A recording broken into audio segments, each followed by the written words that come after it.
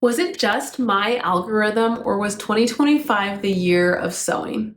Welcome to Social Cues, the fun sewing podcast where we talk about all things sewing. We did see big things this year. We saw the biggest fabric store in the US, JoAnns, close in May. A huge singer talking about quilting on stage in front of 20,000 people. And just a lot of social media channels blowing up. So let's go talk about that.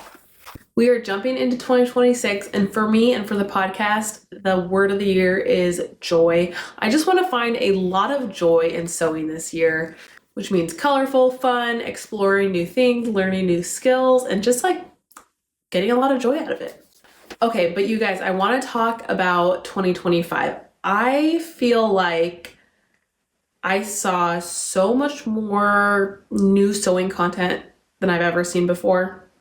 Now, of course, that is my algorithm. That is the feed I have created. The fact that there is so much sewing content that is coming my way means that it's being created constantly. And I saw it by mostly younger people, like Gen Z, like millennial Gen Z. Now, of course, a lot of the people who are creating content are of that age, if not younger, but it's like really fun to see how many people are getting into it, how many people I saw sharing everything I made in my first year of sewing. Okay, in the US and worldwide, in the last 12 months, the number one sewing term that was being looked up over and over was heavy duty, I can never say that right, heavy duty machine.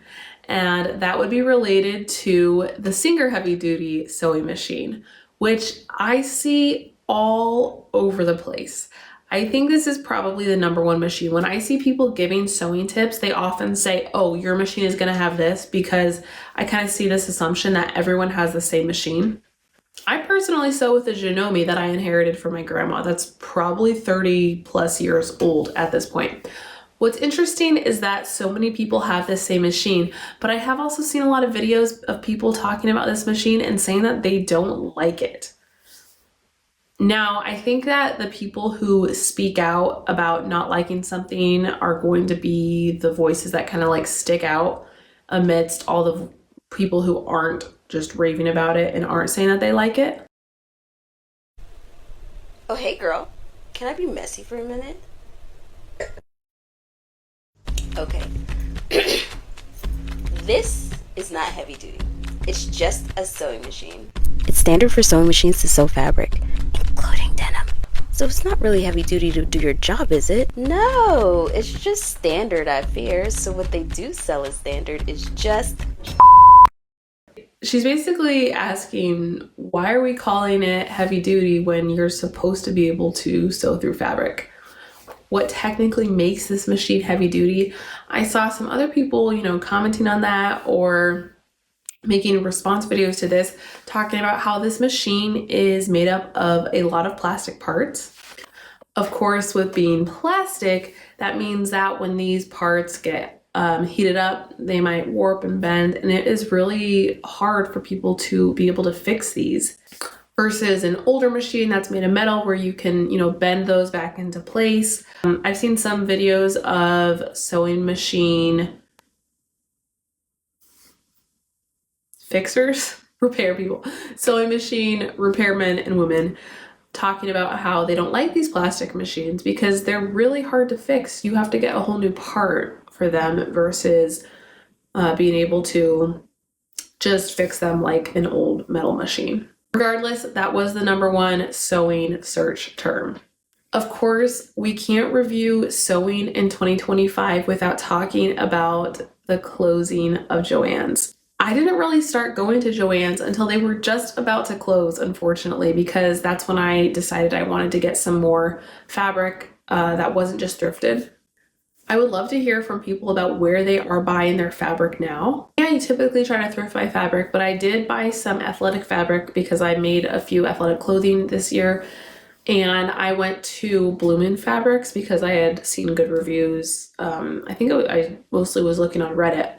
Now, I do know that Michael's kind of picked up some of JoAnns fabric. I have not been in yet since they made that change, but when I first went to Michael's after JoAnns closed, I was really disappointed. There was literally just one aisle of fabric, and it's mostly quilting fabric, whereas I make garments. And in terms of social media, for sewing podcasts, from what I can tell, The Straight Stitch was the #1 sewing podcast this past year.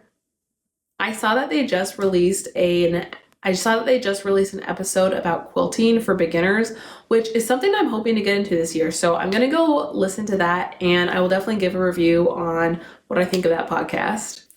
On social media, on Instagram specifically, Olivia Sews just kept coming up on my algorithm.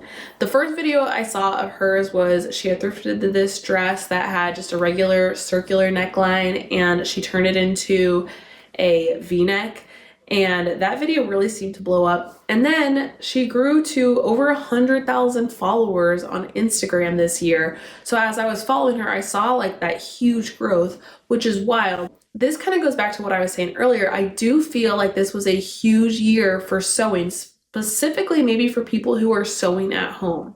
Something else I noticed is that there's a lot of like fashion influencers who I follow who don't share sewing content, who are following these sewing creators, which makes me think that maybe there's like a stronger desire even from the fashion community to get into making your own clothes, or at least an admiration for it. I just joined TikTok in 2025, and so it felt like everything was sewing, but of course that is like the algorithm I curated and fed myself. I happen to see all these funny videos of people sewing on airplanes and in their cars. Are people actually doing that? And then on YouTube, Carly B and With Wendy, I saw those channels blow up. Now, I have been following along with Wendy for a few years now, and her stuff is just always so good. She's not necessarily sharing specific tips all the time, but watching her sewing journey has been so cool. And then Carly B just gets on screen and you're just like, wow, I love this girl. She's sharing funny things. She is just like really quirky, and she owns it, and she's making things that are different and special. So if you're looking to get into sewing, or you just want some like videos to put on in the background, both of these people would be great follows. And then the biggest sewing thing that I saw this year that was so fun, this creator, Chelsea Porter, quilted a vest, went to a Benson Boone concert, gave the vest to him, and then he put it on. It was so cute. It had a heart on it.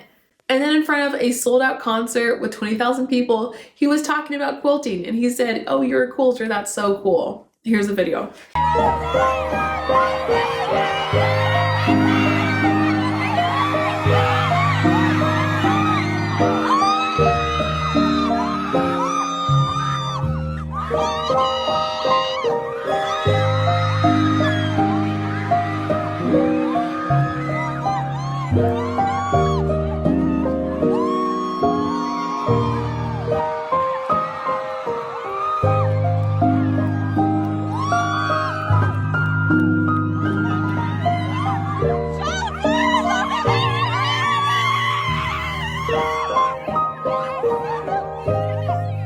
I mean, great job, Chelsea. That was such a fun thing to watch. And she also just had a video recently talking about how this year she went from like 7,000 followers to, I don't know what she's at, probably over 100,000 now.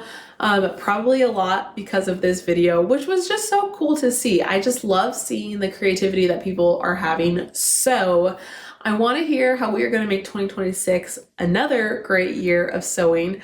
I'm going to start a new series where I'm doing like sewing review every week. I think it'd be so fun if we could just treat sewing like a sports podcast or something. So let me know what you're making. Let me know what your goals are. And I hope to see all of us making more in 2026.